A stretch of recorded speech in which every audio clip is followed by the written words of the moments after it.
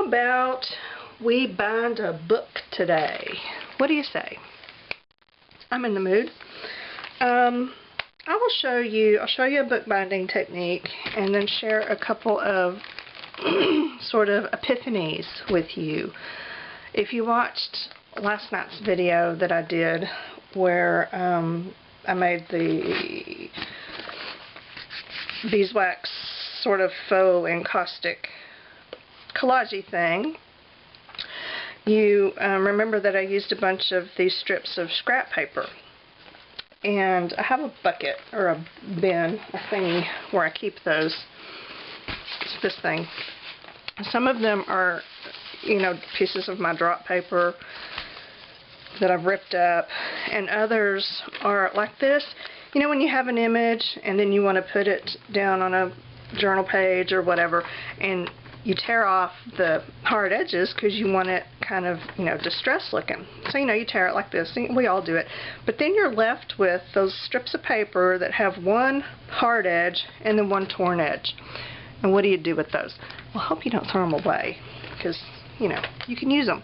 You stick them in use a Ziploc baggie or a bin or whatever like this, and you keep them because they make great, if nothing else, they add texture to an art journal page or something like that. So here's what I did with mine. I used those and some of these strips of paper to make this little, it ended up being a book cover. I didn't know what it was going to be when I started it, but as I continued to work on it, it told me that it clearly wanted to be a book cover.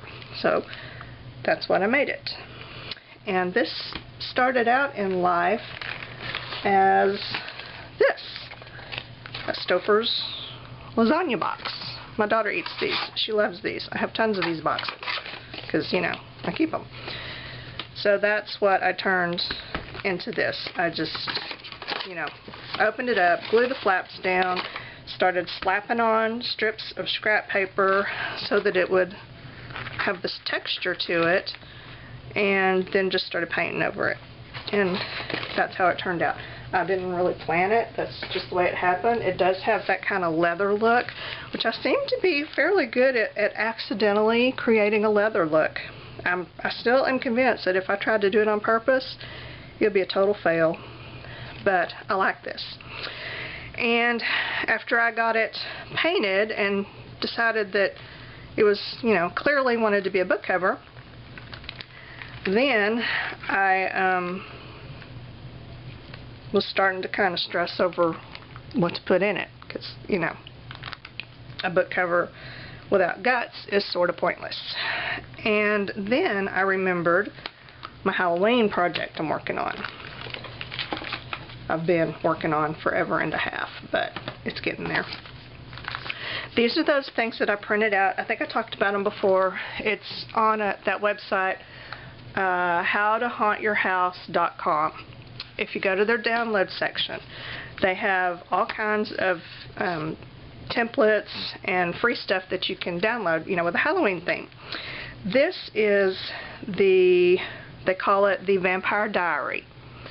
I downloaded it, I printed it out, I distressed it and bound it, and I just used a simple Coptic stitch open spine binding. I love the way it turned out. I love the pages and even the story, the way it is kind of a diary. I just love it. It's awesome. I still need to finish it. I need to do something with the covers to make it cooler. I don't know. But anyway, there's that one. And then it had also where you could download this. They called it a vampire sketchbook. They had two formats, a long one and a short one. And of course I downloaded them both because they're free. Why not? But I printed out the short one. And it wasn't really clear on how you were supposed to bind it. The pages didn't make sense. Like, the diary made perfect sense to me. I printed it out. It was very clear how it was intended to be bound. This was not. The sketchbook was not. And a friend who's much more brilliant than I am actually wrote to the people who own the website and asked for some binding instructions, and then they sent her a PDF with, you know, how to bind it and suggestions for distressing it and all of that, and she sent it to me, which I was so grateful for. But then in the end, I ended up doing my own thing anyway. But I think all I needed was just some guidelines to figure it out. I decided that it needed to be 2 sketchbooks instead of 1, even though I think it was intended to just be 1. So I made 2 out of it, and you can see the size. They're kind of little, you know, see my hand, the book, kind of little. And I distressed them, and the paper, by the time I got through printing it out, it's a lot of ink. You know, it takes a lot of ink. By the time I got through printing it out and distressing it and, you know, folding it to be bound, I was a little nervous about the spine. Am I shaky? Too much caffeine. I've had like 3 cups of coffee today. But if I remember right, the way it printed out, I ended up folding the pages against the grain, which, you know, always makes them a little, they almost kind of crack where you fold them. So I got a little nervous about that, and I just put some, I think this is masking tape, and this was some first aid tape or something, and I just did that on every page just to kind of reinforce it so it wouldn't fall apart. Then I bound it with a simple pamphlet stitch. Now I'm thinking these need to go in here. I mean, they're a perfect fit. Put them right there. I mean, check that out. Am I right? Yeah, I think so. That was one of those serendipity things. So now I have to unbind these and rebind them into here because I want to use a different stitch. And anytime you have 2 signatures, you can use one of the stitches I really like for 2 signatures is the crisscross stitch. And it's one that I used here. This is my washi tape book for handmade washi tape. And when I got this out to look at the binding to make sure that this is what I wanted to do, I opened it up and I realized, ooh, I need to make more washi tape. You know, I've still got some, but I don't know, I'm kind of low. I've got an awful lot of blank pages I could fill up. So I need to make more washi tape. So here's my second epiphany. You know, this was the first one. My second epiphany was why not make my washi tape out of the scraps, like my drop paper that I put down. You know, when I'm painting this is some of the paper, and I use different kinds of paper. I just happen to have a lot of this brown paper. But it ends up looking like this, which to me is just beautiful. This, you know, this is awesome. I will definitely be using this in something at some point. But see, they all come out a little different depending on what I'm doing, but they're gorgeous. So I thought, alright, why not kind of kill 2 birds with 1 stone? I have a protective paper to work on, but at the same time I can make washi tape that looks like this. So I got a piece of what do you call it, freezer paper, stuck some tape on it, and now this is going to be my drop paper for my next painting project, and then however the paint lands on the tape, that will be my washi tape design. So yay, I will get some washi tape at the same time I am protecting my little work area here. So crisscross stitch, I decided I wanted to do. Couldn't remember where I saw it. Spent 30 minutes looking online because I thought I saw it on a website. Couldn't find instructions for it. Then realized I saw it in a book. I have a couple of different bookbinding books, you know, and I found it in this one. It's called Rebound. It is creating handmade books from recycled and repurposed materials. It has all kinds of just really good ideas for making books out of, you know, stuff you probably have around the house. And they're not all stitched bindings. Some are glued, some are just cool construction bindings, and it gives, you know, color pictures, good clear diagrams, and then in the back it even gives you templates that you can print out for each book. So yeah, pretty cool. I found several in here that I want to try. But this is where I found the crisscross stitch. It was done on this hot water bottle journal, which personally I can think of few things tackier than a hot water bottle journal, but that's just me, you know, just saying. But see, it's got the little crisscrossies on it. So this is what I used, and these are the instructions for it. And I'm going to have to fumble my way through it because I've only done this one other time with the washi tape book. So it's, you know, and any time more than a day has lapsed between the time I do something and then when I do it again, I have to like relearn it all over again because it's gone. I don't remember it. So I'm going to use this. I figured I would just go ahead and videotape me fumbling through this. So that you could see it. It might be fun. It might be just really, really sad. I don't know. But let's go for it. I'm going to keep this kind of right here so I can refer to it. I'm sure I will need to. I've already marked, and I know you probably can't see it because they're pencil lines on this dark brown paper, but I've marked just 2 parallel lines that I want to punch on. So my little crisscrosses are going to be kind of small, and there's only going to be 4 of them, and I'll tell you, or 2 of them actually. Here's the thing. See, these books are small.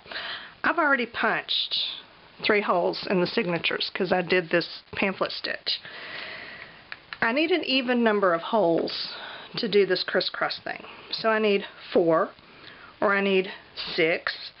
But the way I have spaced them, it was almost impossible to get an even number of stitches, an even number of holes, evenly spaced, without totally abandoning the holes I've already punched. So I decided I'm going to go ahead and abandon that middle hole. I won't be reusing it, but I am going to reuse these. And I made a template. You can see where I erased 100 times trying to figure it out. And, yeah, totally marked that backwards. I made the template. This is where I'm going to punch in my book and in my signatures. And then we'll have a crisscross here and a crisscross here. It'll make sense, maybe, once we get started. But I'll show you how we're going to rebind these books. These signatures. I've got a piece of scrap. This is a leftover scrap of brown waxed linen, and I don't know if it's enough, but I'm going to go ahead and use it and see. If it's not enough, I'm okay with tying another piece to it to make it longer. I try not to do that when at all possible because 2 reasons. 1, sometimes it's hard to hide the knot, and 2, I have trust issues, and I'm always afraid it's going to come undone. Since this is a kind of an artist book, this is not really like a journal that somebody's going to use. Excuse me. I'm not so worried about it coming undone because the book won't be really handled that much. So there's my scrap of wax linen. Got my pokey tool, got my cradle, got my signatures, and let's just cut these off.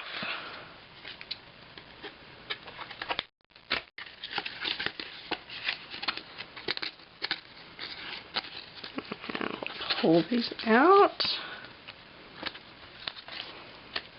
Like that. Now, make sure that we're still lined up. Gonna lay this in my cradle. These first 2 holes, or the top and the bottom hole, should line up with the top and the bottom hole that I've already got punched. I'll make sure that it does.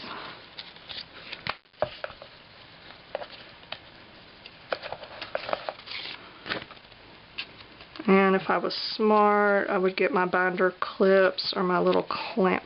Oh wait, I think I've got my little clamps over there. I'm gonna use my little clamps to hold this together so that the pages don't shift while I'm messing with them. There we go. Okay. That way I know I'm lined up right. Now hopefully this one is not really... Okay, there it is. Yep, we're good. So, I've got those little 2 holes already punched, so I just need to punch these 2. Can you see? I don't even know. Alright, here's where my other 2 are going to go. So I'm just going to poke and poke. Okay.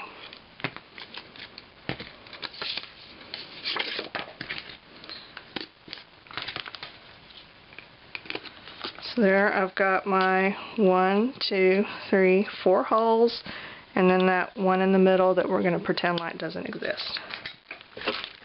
Alright, second signature.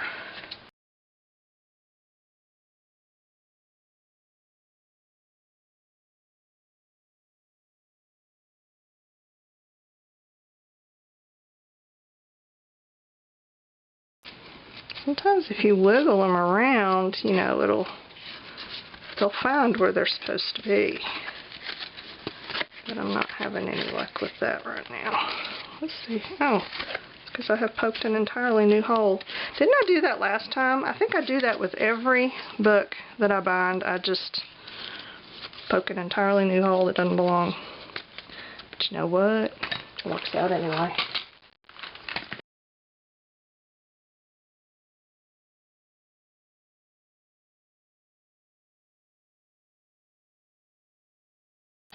Alright, got signatures now, the cover. This one's going to be just a little bit tricky because I can't put the cover in the cradle to punch it. I'm just going to have to hold it, which greatly increases the margin of error, but that's alright because this is supposed to be old and worn and wonky, so it's okay. So, top.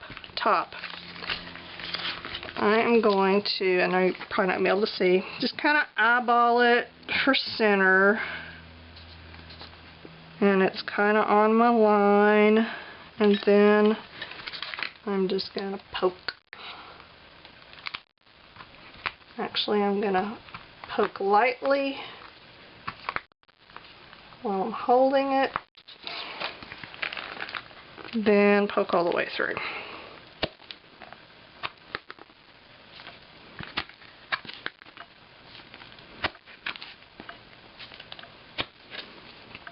Okay, there's one side. There we have it.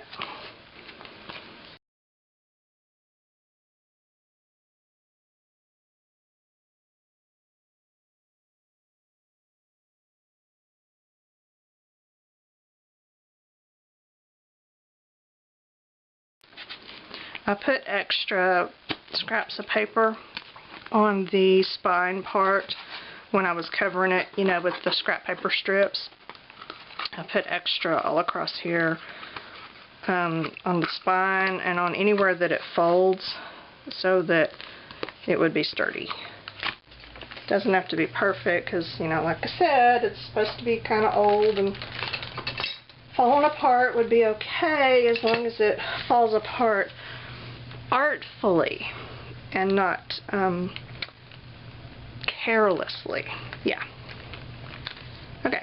Signatures. Got my needle. This is just a blunt, like a tapestry needle, and my scrap of thread is wax linen, and it's about 3 book lengths, which I don't know if that's going to work or not. We'll just see.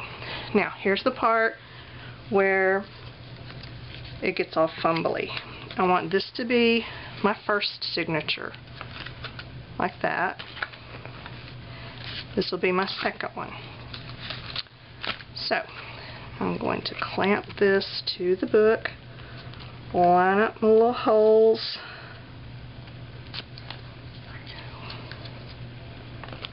clamp it.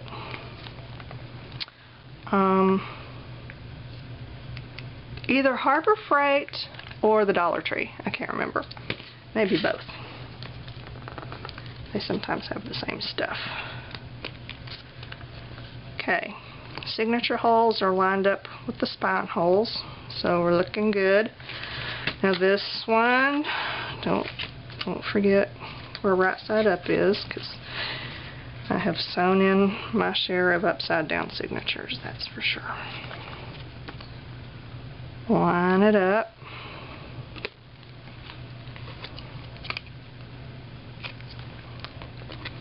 Hold it in place. Get, this work. Okay. There we go. Signature 1, signature 2. The book opens and closes like this. So it looks like we're in good shape. Now, to refer to my instructions here, it looks like we go through the inside. The way they show it, they go in through signature number 2. And actually the hot water bottle is a 4 signature book, so it gets a little confusing, but it looks like they do it this way. You go down through here and then out the hole right there. Signature 2, we go down through signature 2 in the first hole.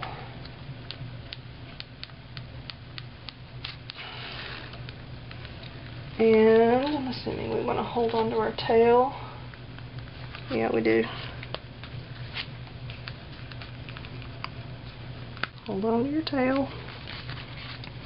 Okay, now let's go.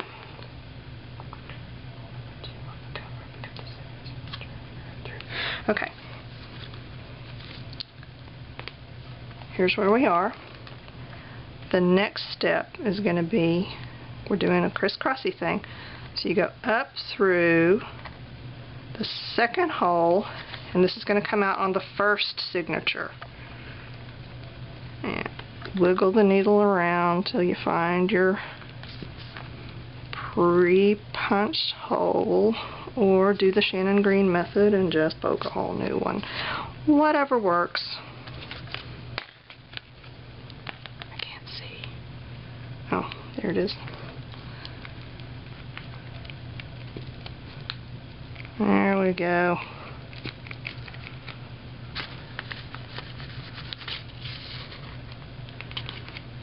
Pull it snug, but not overly so.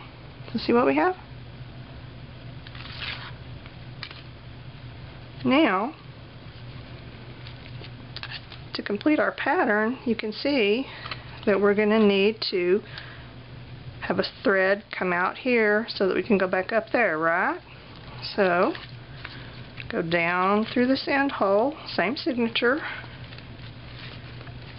and find our hole in the spine. There it is.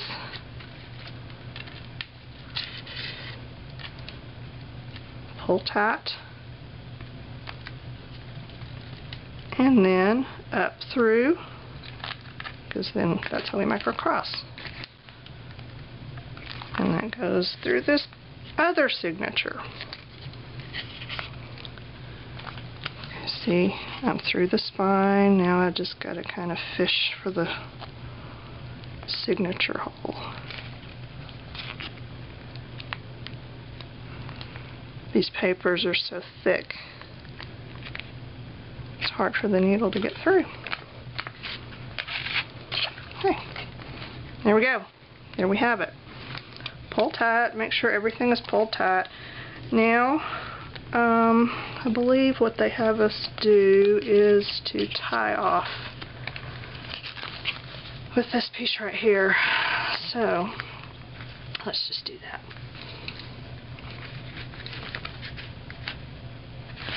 Just tie a little square knot.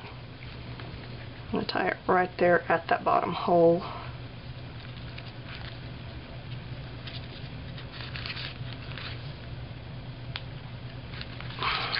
And one more, just to be safe.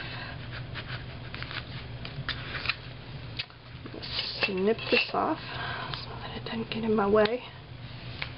And keep going. Okay, now, I guess it makes sense that we would just go up to, remember we're ignoring that middle hole, it doesn't exist to us. So we're going to go up to this next one. I think I can ditch that one now.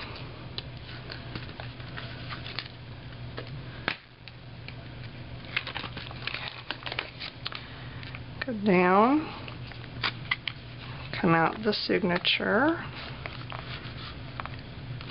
and then, oops,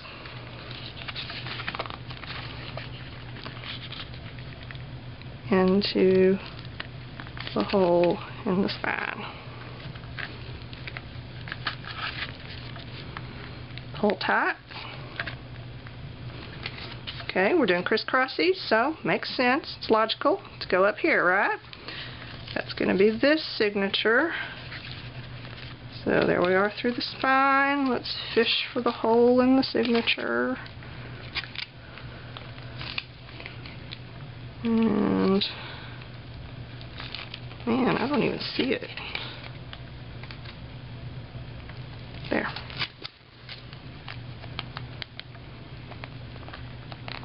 My punching was a little off right there, and that's okay because we will make it work.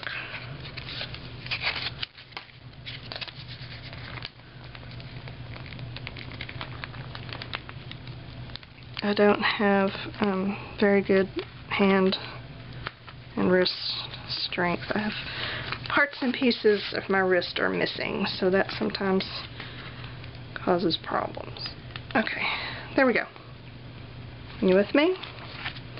Now, logically, we are in this top hole right here, so we need to get over to that one, but that's in a whole different signature.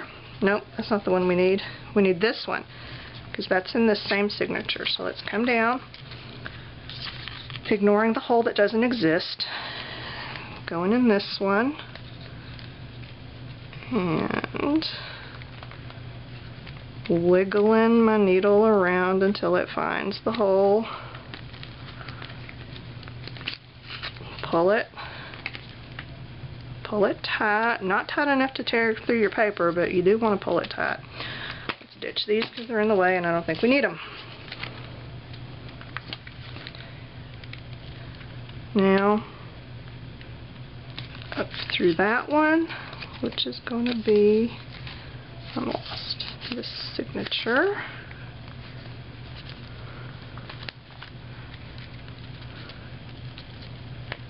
Wiggle our way to the hole.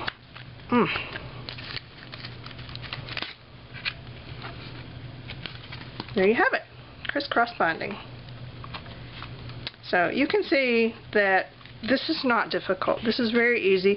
It makes sense once you get started. You can see very clearly where you need to go next in order to make the X shape, you know.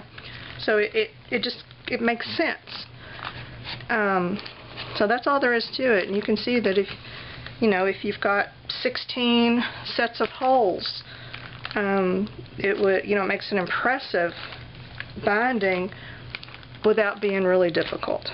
Just remember to have an even number of sets of holes, because you need 4 for each cross. Okay, this one, here's the inside of our signature, and we need to tie off, so I think it would make sense to just tie off right here so that it looks nice and symmetrical inside there. So let's just do that.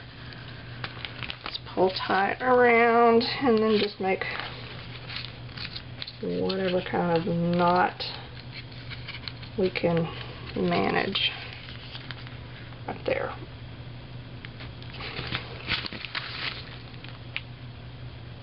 And that's a little bit loose, but I'm not going to worry about it.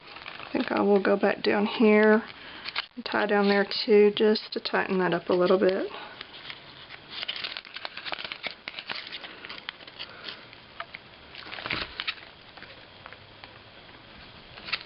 Okay, cut it off.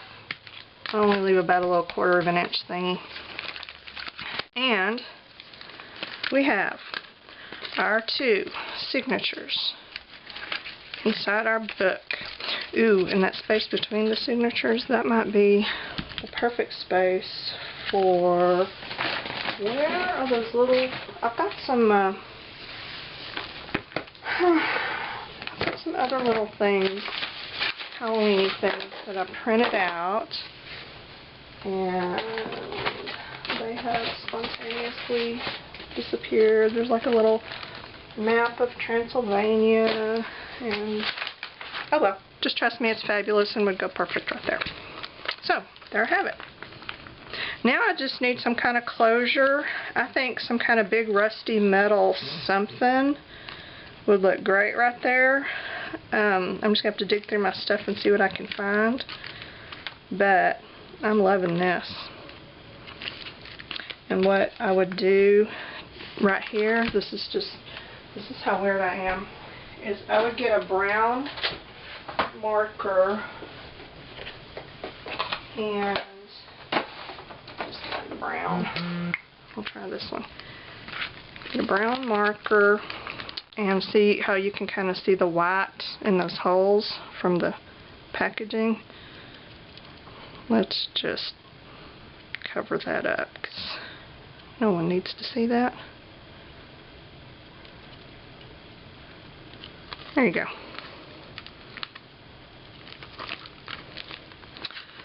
So got some packaging showing right there. Just cover that up. Okay, there we have it.